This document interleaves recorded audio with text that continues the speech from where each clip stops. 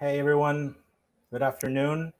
My name is Fernando Franco. I'm the executive director of Puente Labs in San Francisco, and I'm here with Santi Subotovsky, general partner of Emergence Capital. We want to thank Microsoft for the invitation.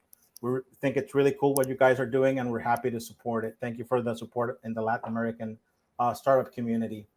So, Santi, we're here for a brief fireside chat. We're no strangers to that. And the objective is to talk about what do investors look for when they're funding a startup. And I guess we're going to talk a little bit also about Latin America and what's happening. So why don't we just jump right in? Thank you, Fernando. It's great to be here. Thank you, Santi. So, I guess we can start off talking about Latin America and what's going on, right? You and I are big supporters of the ecosystem. We're both based in Silicon Valley, and we've been doing this for a few years, right? Are you surprised about what we have been seeing, this boom in the Latin American startup community and the ecosystem with all these IPOs and large funding rounds and acquisitions? I mean, it seems like there's a lot of good stories going around. We probably went in the last 3 years from 2 unicorns in Latin America to over 30. So what do you think changed? I mean, what clicked finally? Is it the startups, the founders, the markets, the investors? Yeah, and I would say it's all of the above. And I'm pretty excited about what we're seeing in the ecosystem and even more bullish about what's coming next. And there are a few reasons. One of the reasons is that I believe that with a lot more success stories, there's going to be more of that next generation of entrepreneurs that have seen the successes firsthand and they want to start their own companies. So that multiplier effect is starting to kick in. Additionally, beyond companies that are just focused on regional plays, I believe that now COVID has created this set of challenges that are universal. And you and I talked about this, challenges that people are experiencing in the middle of Silicon Valley are the same challenges that people are experiencing in Buenos Aires. So that creates a huge opportunity for entrepreneurs in those regions, not only to create regional companies, but also to create global companies. And the reason why I believe that's going to work is because things are so much harder in our region that when you pair that grit that entrepreneurs have in Latin America with global opportunities, I believe the next decade, a big chunk of the successful startups are going to come from the region. And that makes me really happy, given that I'm originally from Argentina and I've been here in Silicon Valley now for 10 years, seeing how companies like Salesforce, Box, Zoom have been built. And if we could apply those learnings to startups in Latin America, we're going to see companies even bigger than those. Yeah, so basically that Latin American grit is going to pay off, right? I mean, what we have been going through for many years is going to pay off when right now because of the pandemic. So you feel that the pandemic is actually going to have a positive effect on the Latin American startup community. A huge positive impact. And we have this saying in Argentina, it's like people like to remar en dulce de leche, and they still keep rowing and moving forward and pushing through. And that's what you need as a founder. So if you pair that with global opportunities, it's pretty exciting what we're going to see in the next 5 to 10 years. Yeah, so basically if you're solving a problem in Argentina or Brazil, Mexico, Chile, that problem can translate. Maybe somebody else is having it in another market, like in Germany, US, Canada. So that will help Latin American companies be more global, which I think it's been one of the issues that we've had. The companies have been more regional, right? They've only they've only solved problems that were very local or regional. But now, because of the pandemic, maybe they do have a global market. They do have a global market, but on top of that, some of the regional opportunities are also much bigger now. If you think about startups going after opportunities in emerging markets where there's local friction, and that local friction could be created by payments or distribution, logistics, anything that has to do with local things that are very different in Latin America than in the US or Europe, is going to give companies an advantage.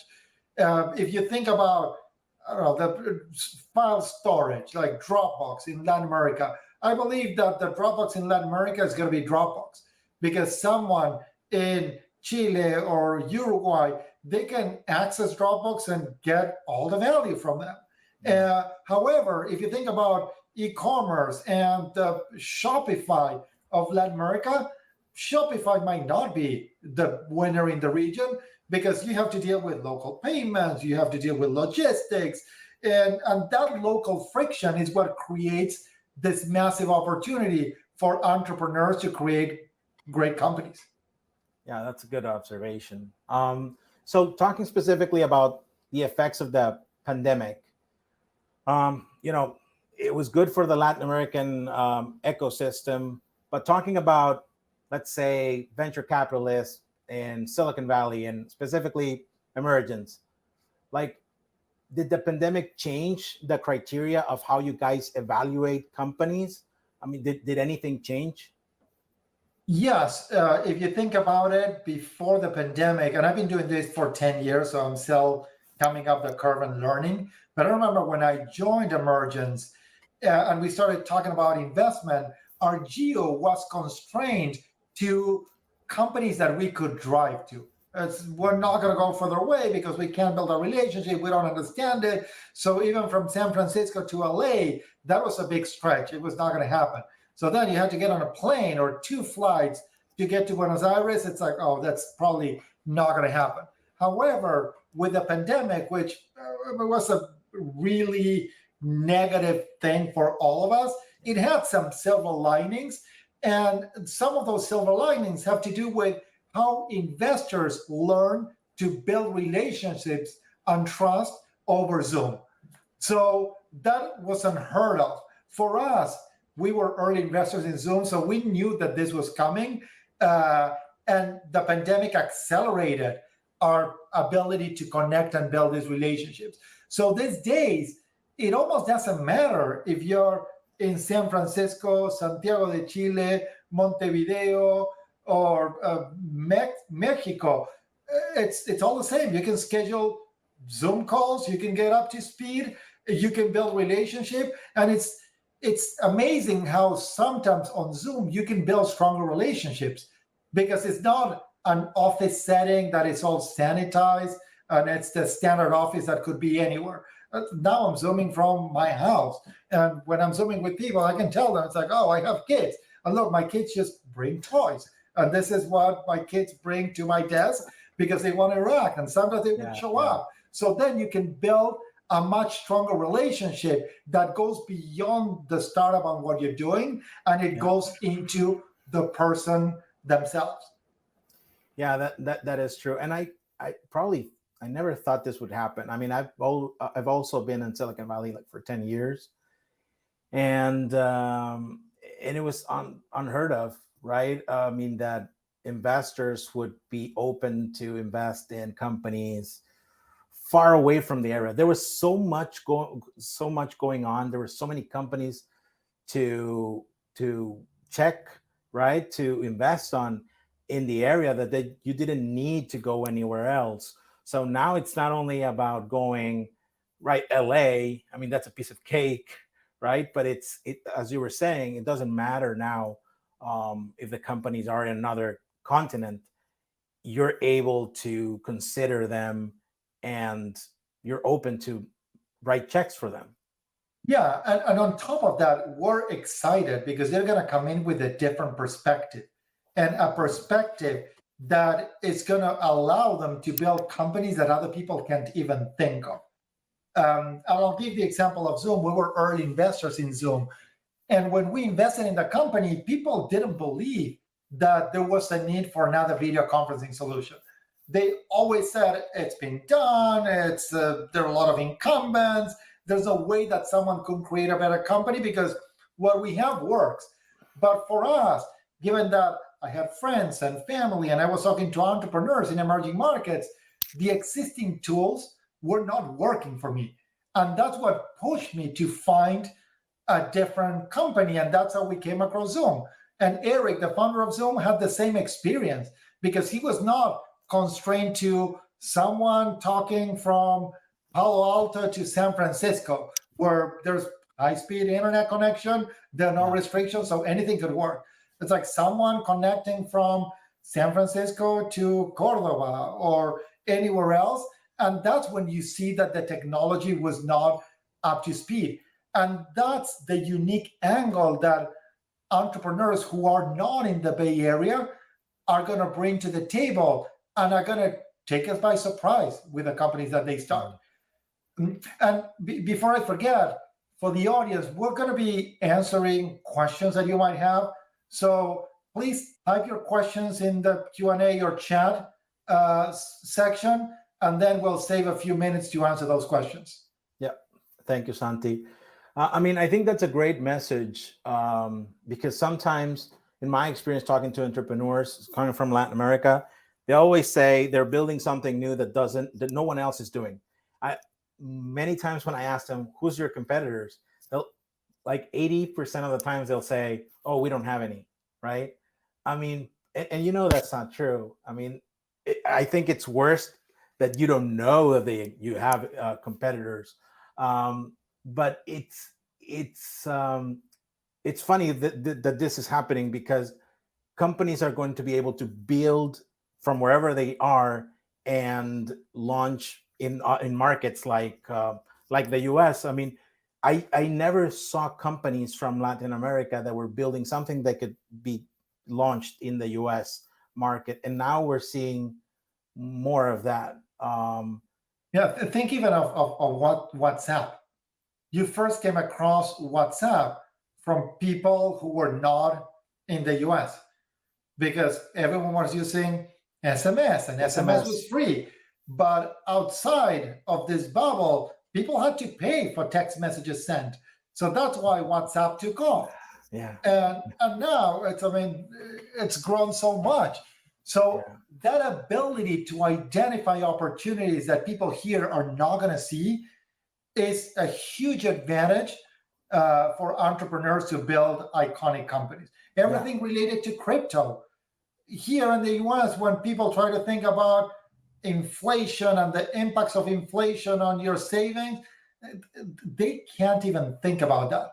But I remember growing up, my parents giving me money to buy lunch when I was in school. And it's like, as soon as you get to school, buy your lunch, because if you wait until noon, you're not going to be able to afford it. And that was part of, I totally get it. This is how inflation works. Yeah. Well, that's crazy inflation, but yeah. So, something that was happening before, and I think this is important for entrepreneurs to hear, something that was happening before a trend in Silicon Valley was, it used to be like growth was first, revenue came later, right? And you would see then Latin American startups imitate that, right? Just grow breakneck speed, screw everything else, no revenue.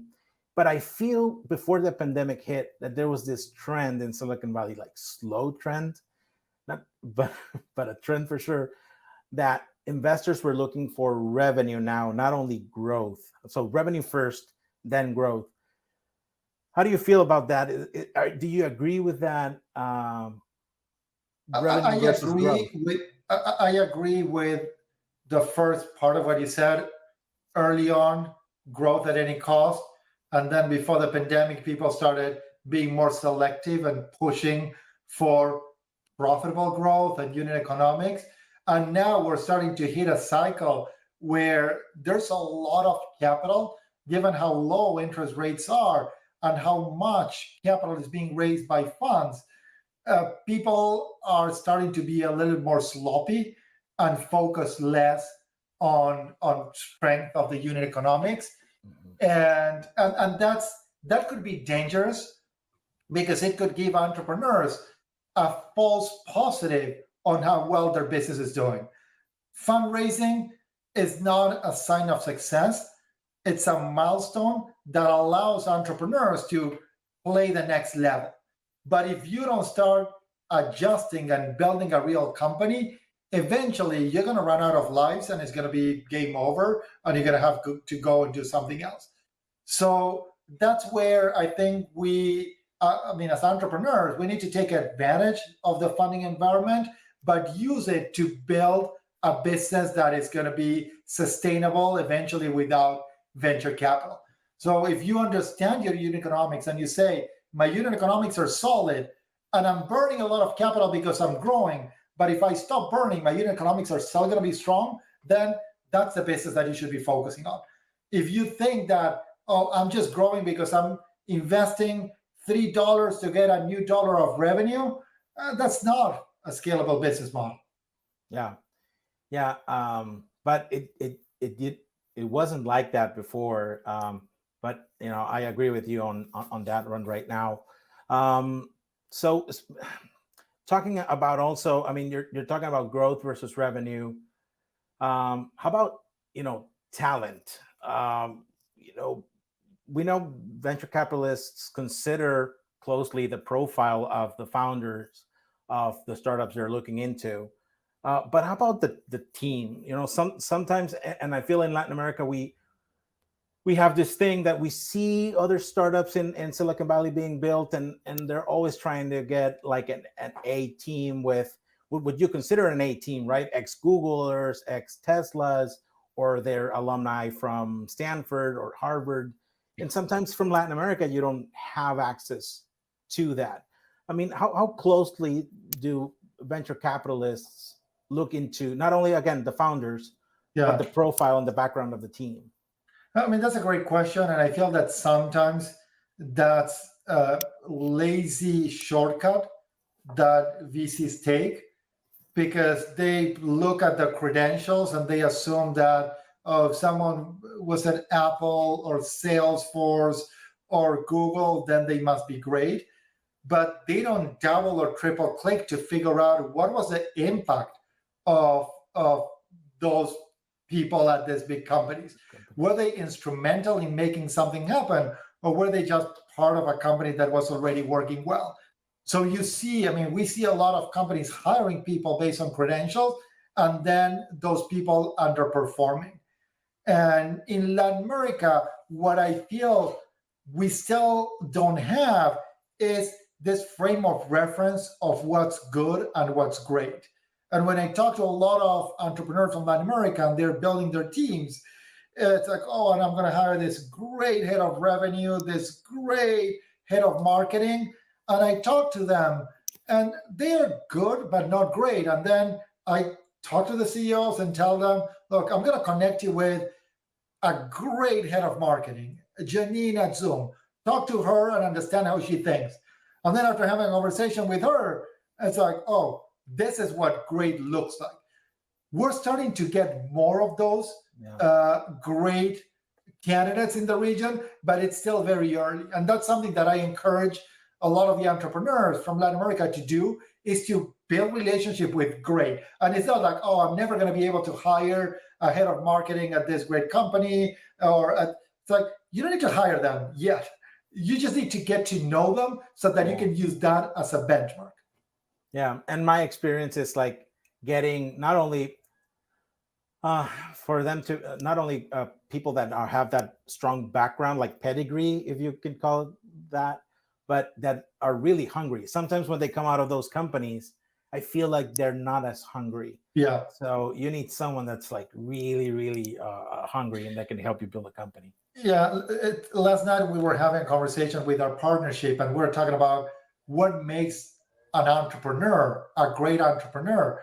And it's sometimes that level of intensity and irrational obsession where they're not going to take no for an answer. They're going to run through a wall, and you're going to tell them, no, you're going to crash against that wall, and they're going to run as fast as they can, and then they're going to go through the wall, and you're going to be like, how did you do that? And it's like, they believe, and they make things happen. Yeah. We only have a couple of minutes left. So I want to go a little bit deeper into what I would consider the majority of the issues that founders from Latin America have, in my experience. Like, what would you expect a founder to concentrate more on? Like, where should he or she spend the majority of their time in? Because I see them all over the place. You know, they're building the product, they're selling, they're hiring, they're fundraising, they're doing marketing, they're doing everything. They should focus on everything. However, the area that I don't see them focusing enough on is the mentorship relationship with people who can help them. They feel that they'll come to Silicon Valley for a week to fundraise, and then in a week they're going to get term sheets. Some succeed at that. Most of them don't.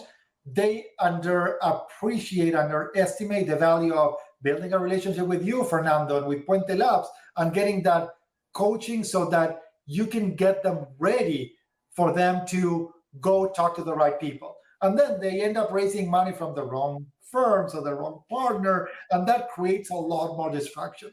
Building a company, it's really hard. Building a successful company is even harder. And if you have people around you, investors, board members who are not helping, it's again, why do that to yourself? Yeah, it's like you're just decreasing the odds of succeeding. So those key relationships, that's not 150 people that you need to build a relationship with. It's find 2 people that really know who you are, know your trajectory, and can be incredibly helpful along the way. And just one more question. I think we have probably time. If what would you say would be the common characteristic amongst the founders you and Emergence Capital have financially backed? If you could pick one. I'd say ambitious, obsessed, intense, and great human beings. Perfect. Thank you so much. Thank you, Santi, for your time. And again, thank you, Microsoft, for the opportunity. Thank you.